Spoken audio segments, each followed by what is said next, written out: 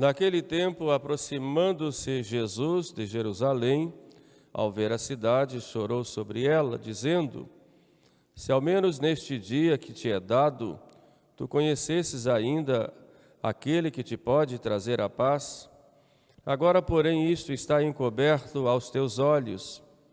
Sim, virão para ti dias em que os teus inimigos te cercarão de trincheiras e te sitiarão e te apertarão por todos os lados, derribar-te-ão por terra a ti e a teus filhos que estão dentro de ti. E não deixarão em ti pedra sobre pedra, porque não soubeste reconhecer o tempo em que foste visitada. Tendo entrado em seguida no templo, começou a expulsar os que lá estavam, a fazer vendas e compras, dizendo-lhes: está escrito, a minha casa é casa de oração, vós, porém, fizestes dela uma caverna de ladrões. Depois continuava a ensinar todos os dias no templo. Louvor a vós, ó Cristo.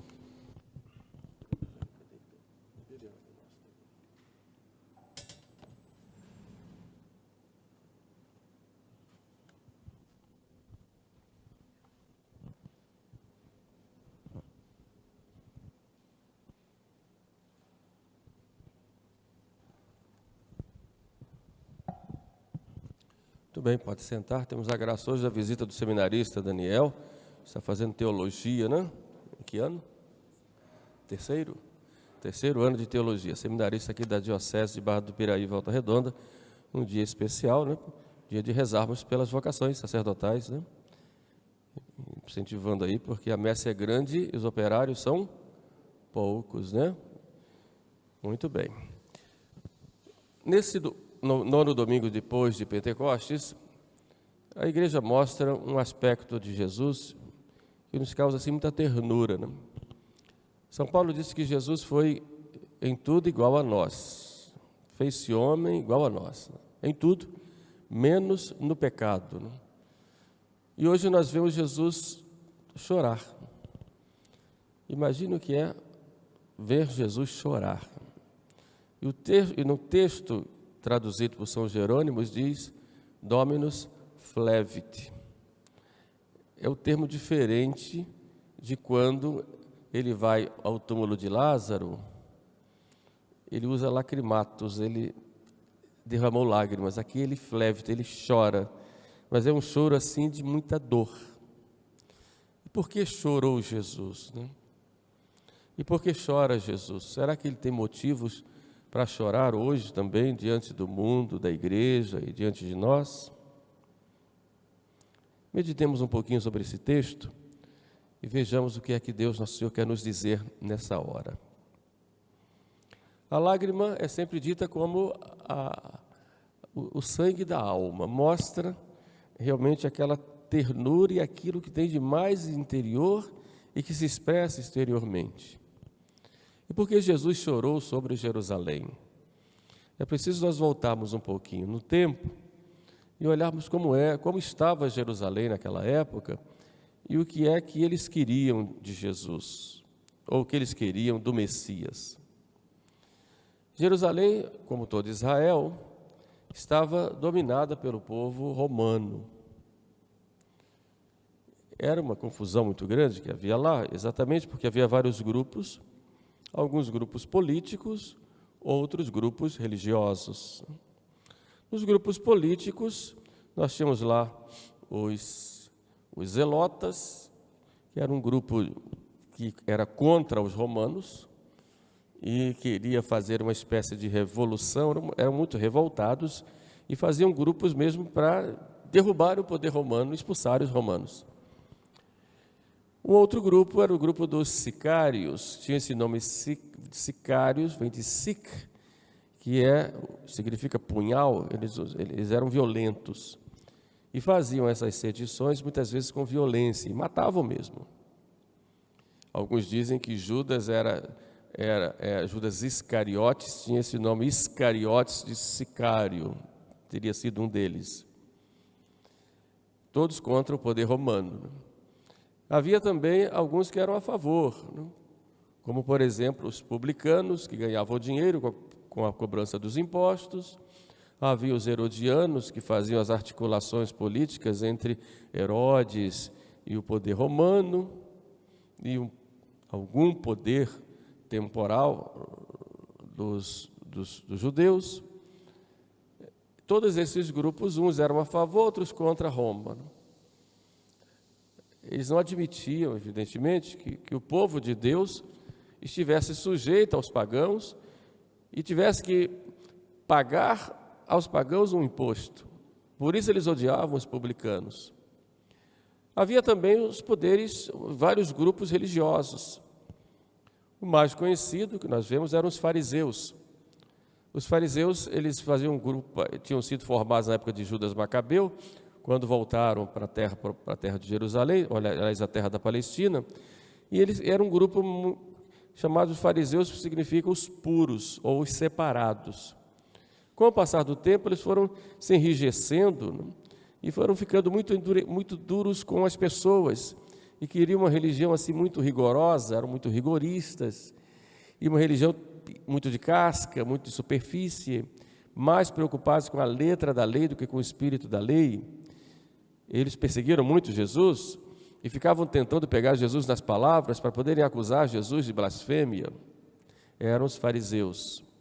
São Paulo foi fariseu, depois se converte. Havia também os saduceus, que eram um grupo mais liberal, eram formados grande parte pelos sacerdotes, tinha uma forte influência pagã, sobretudo da cultura grega, e não acreditavam em anjos, demônios, não acreditavam na ressurreição, eram os modernistas, digamos, daquela época, né? Muito liberais. Não se davam com os fariseus, mas na hora de matar Jesus eles se juntaram, né? Havia um grupo menor, que eram os essênios, que era um grupo mais recolhido, de mais contemplação, de mais oração, de mais meditação. Alguns viviam em grupos. São João era simpático, segundo alguns, era simpático desse grupo. Nossa Senhora também, embora Nossa Senhora não fosse nenhum grupo, nem São João, e Jesus muito menos. Todos esses grupos em Israel conviviam ali na Palestina, ora brigando, ora se juntando, eram muito confusos. E todos esperavam a vinda de um Salvador ou de um Messias, porque as profecias, sobretudo de Daniel, diziam que seria exatamente naquela época. Agora, como esperavam o Messias? Alguns esperavam o Messias guerreiro, que viesse, mandado por Deus, para expulsar os romanos e estabelecer a autonomia política e religiosa do povo judeu. Queriam um Messias guerreiro, que viesse com a sua força para matar e expulsar os romanos. Outros queriam um Messias que fosse um Messias que tivesse um grande poder material, um grande poder de governo, que viesse restabelecer o governo ou o reino de Davi e de Salomão no seu antigo esplendor, e esse reino se espalhar por toda a terra. E juntavam textos do Antigo Testamento para justificarem esse poderio dos judeus, chefiados por esse Messias por toda a terra. Achavam que esse Messias desceria do céu, tanto é que havia essa crença que o diabo, na hora de tentar Jesus, mandou que Jesus pulasse lá de cima, para o povo poder acreditar que ele era esse Messias. E teria todo o poder, inclusive material, sobre todas as coisas. E o demônio tenta Jesus, tudo isso eu te darei se prostrado me adorares. Então notem que havia essa crença, e Jesus vem, e havia um grupo pequeno que acreditava, esperava o Messias como o grande resgatador de Israel do ponto de vista espiritual, moral. O exemplo está no velho Simeão, que quando toma Jesus nos braços, diz: agora, Senhor, podeis deixar ele em paz, vosso servo. Outro exemplo está em Nossa Senhora, no seu canto do Magnífica, em Isabel também, cheia do Espírito Santo, a mãe do meu Senhor me vem visitar. Zacarias, que também faz aquele belíssimo canto: bendito seja o Senhor Deus de Israel, porque visitou o seu povo e o libertou. Portanto, nós vemos esses grupos todos, e Jesus chega e começa a pregar o reino de Deus. Foi atraindo pessoas, mas com essas ideias. Os apóstolos, por exemplo, tinham essas ideias erradas. E quando Jesus fala, por exemplo, da paixão, logo Pedro chama Jesus da parte e critica: Senhor, isso não pode acontecer. Eu nunca poderia imaginar que o Messias viria com toda a simplicidade, acolheria a todos, pregaria sobretudo para os pobres, para os pecadores, atenderia a todas as pessoas, faria grandes coisas, perdoaria pecados, depois seria traído e morreria numa cruz. Isso era inadmissível na cabeça daquele povo naquela época. Ora que aquele povo judeu tinha sido objeto de um grande amor de Deus, desde a sua criação, lá com Abraão, depois os filhos de Abraão, o filho de Abraão, Isaque, depois os filhos de Isaque, Esaú e Jacó, Jacó que pega a herança, os filhos de Jacó, os 12 filhos que formam as 12 tribos de Israel, depois todo o povo, aquele povo depois vai para o Egito, numa época de seca, lá no Egito tem um posto de honra, depois fica no posto de escravidão, Deus suscita um homem para trazer o povo do Egito, Moisés, dá a esse povo com todo carinho, dá as normas, dá as tábuas de pedra, dá as tábuas da lei, mostra como ele quer ser cultuado, dá o sacerdócio, depois dá juízes para julgá-los, para governá-los, dá reis, Salomão, Davi e Saul, depois dá profetas, a gente vê Isaías, Samuel, Daniel, Jeremias e tantos outros, quer dizer, e vai cuidando desse povo para desse povo nascer o Salvador. Deus vai cuidando com todo carinho e depois esse povo rejeita. Esse povo diz não. Por isso na Semana Santa a gente canta lá na Sexta-feira Santa: povo meu, que te fiz eu? Em que eu te contristei? Eu te dei tantas graças e tu fizeste o quê? Me colocaste numa cruz. Então nós vimos aí o motivo pelo qual Jesus estava chorando. Mas chorando não porque o povo estava o rejeitando, mas porque não estava reconhecendo que era Deus quem estava visitando o povo para estabelecer comunhão. Não reconheceu que Deus estava vindo. E porque queriam um Deus apenas horizontal, ou seja, uma religião apenas da terra.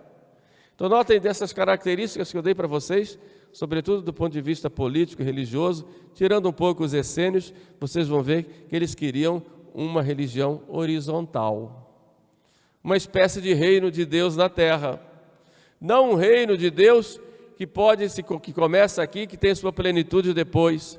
Não um reino de Deus para a salvação, para a libertação do pecado, do demônio e da morte, e depois vida eterna. Era uma espécie de religião horizontal. Só queriam isso. Aí nós vemos Jesus chorando sobre eles. Não chorou por causa da cruz. Depois ele vai chorar lá na cruz. Mas não chorou por causa da cruz. Chorou porque o povo rejeitou um Deus que veio visitar para se unir, para estabelecer comunhão, porque esse povo quer uma religião só da terra, não para a vida eterna. Nós poderíamos pensar aí com relação a nós, será que nosso Senhor também não teria motivos para chorar? Que tipo de Deus nós queremos? Um Deus que faça favores para nós quando nós precisamos? Eu preciso de uma graça, vou lá e peço. Que tipo de Deus queremos? Um Deus que faça as minhas vontades, ou um Deus a quem eu tenha que me submeter, ou um Deus que quer estabelecer comigo comunhão, uma intimidade, um verdadeiro matrimônio espiritual? Que tipo de Deus eu quero? Que tipo de Jesus eu procuro? Um Jesus revolucionário, que vai me dar todos os bens da terra, ou um Jesus que me salva, me livra do pecado e me dá a vida eterna? Mas me faz bem aqui na terra também, mas não um bem material, um bem moral, espiritual, que pode ter suas consequências materiais. Que tipo de Jesus eu quero? Hoje na igreja muitos se enganam e buscam esse Jesus revolucionário de sentido material. Um Jesus político, um Jesus que prega uma ideologia, um Jesus materialista, um Jesus sem vida eterna, um Jesus que prega um reino só das coisas da terra, um Jesus socialista, comunista, marxista. Quero um Jesus desse tipo. Muitas vezes não falam, para não assustar, mas é assim que querem. Porque na tônica das meditações, das pregações, dos escritos, a tônica é toda voltada para a terra, para o material, para o social. Esquecendo que isso tudo é consequência da vida espiritual. Toda a tônica é voltada para as coisas da terra. É exatamente a horizontalidade de uma religião. Não é transcendente, vai além da gente para a vida eterna, mas fica tudo por aqui. E usa de artifícios, muitas vezes artifícios próprios de certas ideologias materialistas, para provocar brigas, lutas, né, entre as pessoas.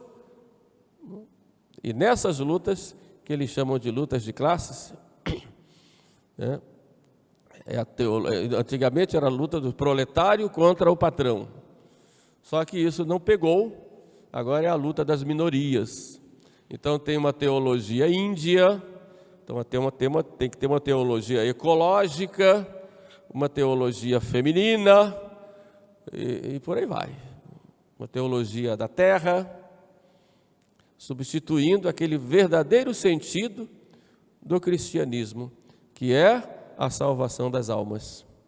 Como eu disse, que tem consequências aqui na terra, porque Cristo prega o amor, o respeito, a justiça, mas isso não é o principal, quer dizer, vai tudo junto, evidente, caminhando para a vida eterna. Esse, do ponto de vista da vida eterna, né? O que vai depois. Então, por isso, nosso Senhor também teria motivos para chorar com relação a nós, com relação a esse nosso desejo de Deus, que precisa ser depurado, precisa ser purificado, com relação à situação da igreja hoje, que infelizmente se divide por causa desses grupos que se infiltraram, alguns até com boa intenção, acredito, não vou julgar, mas que entraram nesta linha de que ser católico é cuidar das coisas materiais, é ser agente social. Isso é errado. Não foi para isso. Cristo não fundou uma ONG. Cristo fundou uma igreja. E o Papa tem insistido isso, não é uma ONG, é uma igreja. E a igreja o que é? O Concílio Vaticano II diz sacramento de salvação. Cristo é o Salvador. A morte dele na cruz é morte para salvar, para redimir. A Eucaristia é esta morte na cruz tornada presente, é sacrifício do Calvário tornado presente.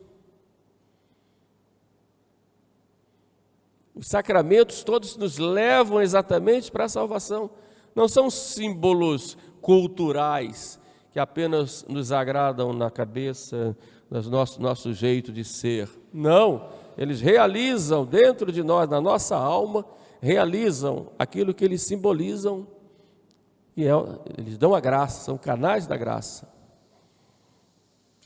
Então, nosso Senhor teria motivos para chorar.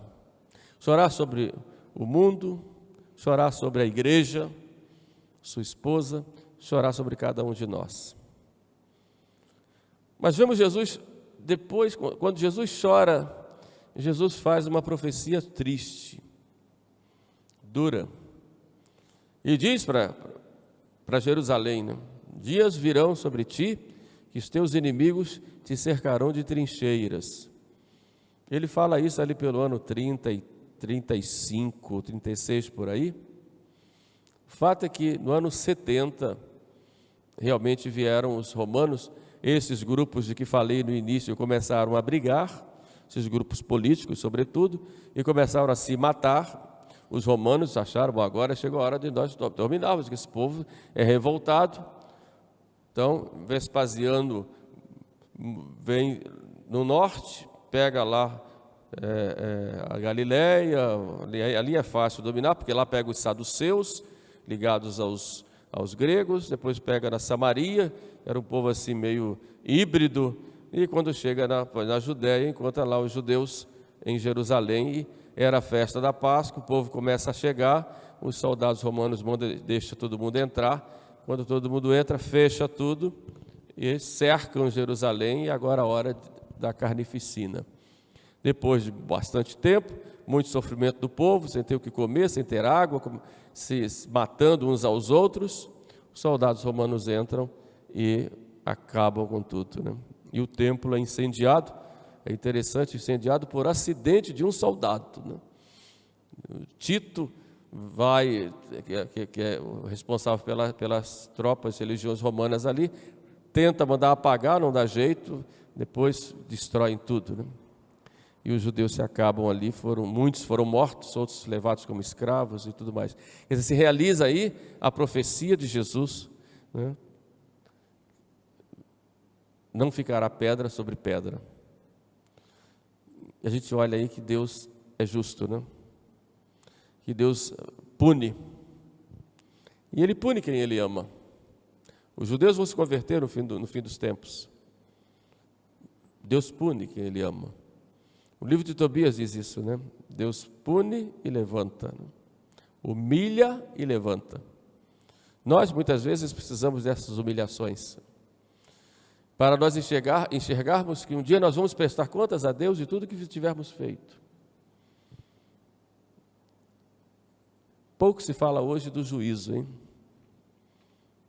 Todo mundo é canonizado já em vida, mas nós vamos ser julgados, hein? De acordo com aquilo que nós recebemos, sabemos, somos, tudo que nós fizemos será pesado na balança da justiça divina. O que fizemos de bom e o que fizemos de ruim. E esse juízo acontece exatamente na hora da morte. E depois vem uma sentença, um juízo, vem uma sentença. Então Jesus misericordioso, e esse tempo nosso é o tempo da misericórdia, que nosso Senhor vai nos acolhendo, vai nos chamando, vai usando de todo o seu amor para conosco, toda a sua misericórdia vai nos atraindo, vai chorando sobre nós. Na hora do juízo Ele vem como juiz, justo juiz. Por isso nós dizemos com o salmista: tremo e temo na lembrança desse juiz apertado. Tremo e temo, como diz São Paulo, né? Com temor e com tremor. E eu digo isso não é para assustar, não, é para poder sermos realistas de que tudo que nós fazemos está tudo escrito, né? De modo assim bem simples de falar, né?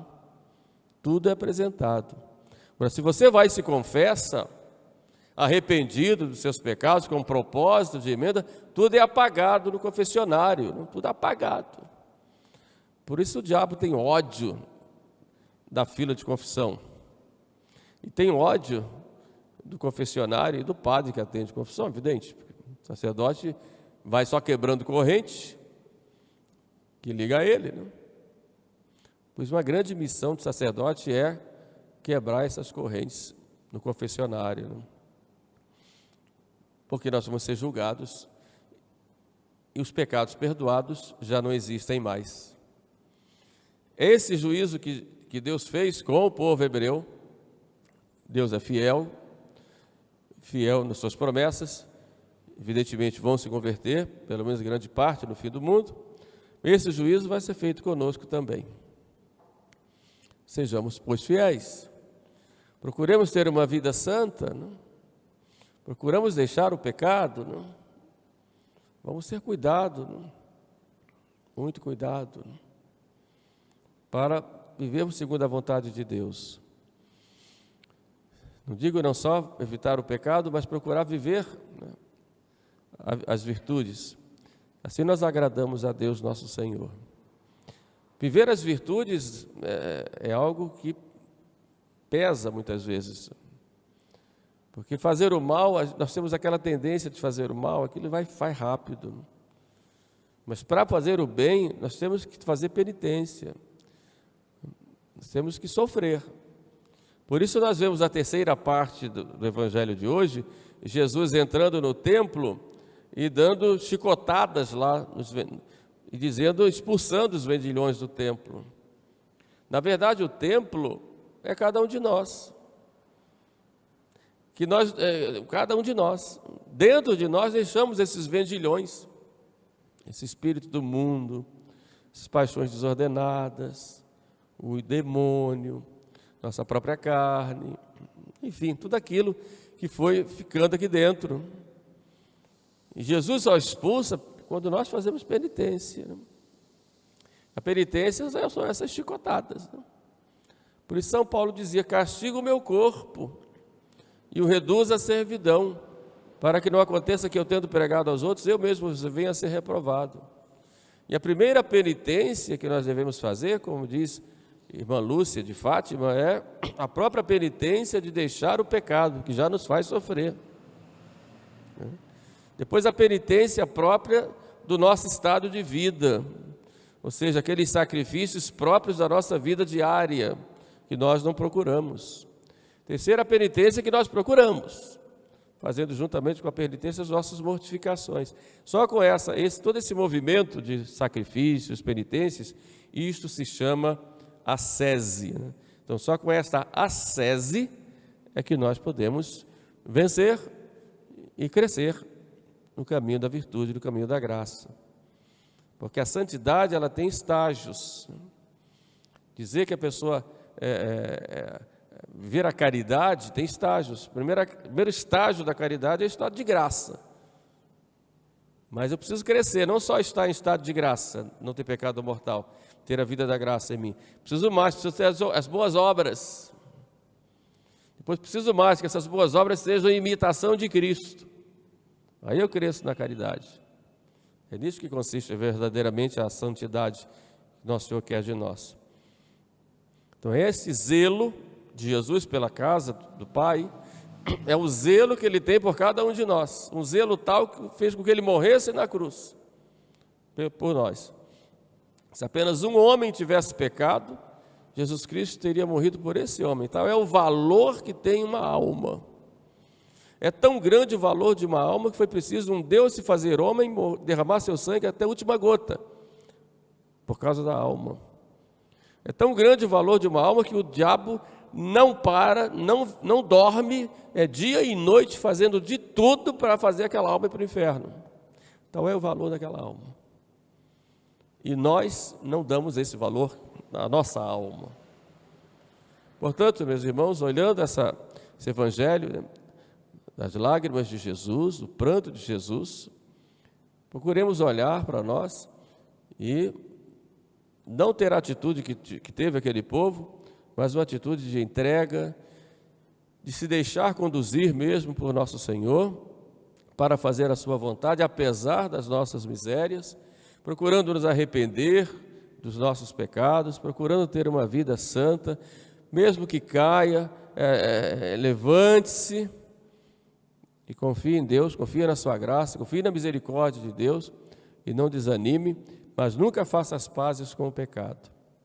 Lute sempre, até o fim, porque nosso Senhor diz, aquele que perseverar até o fim, esse será salvo. Nosso Senhor quer ver se nós estamos lutando, porque Ele nos dá a vitória.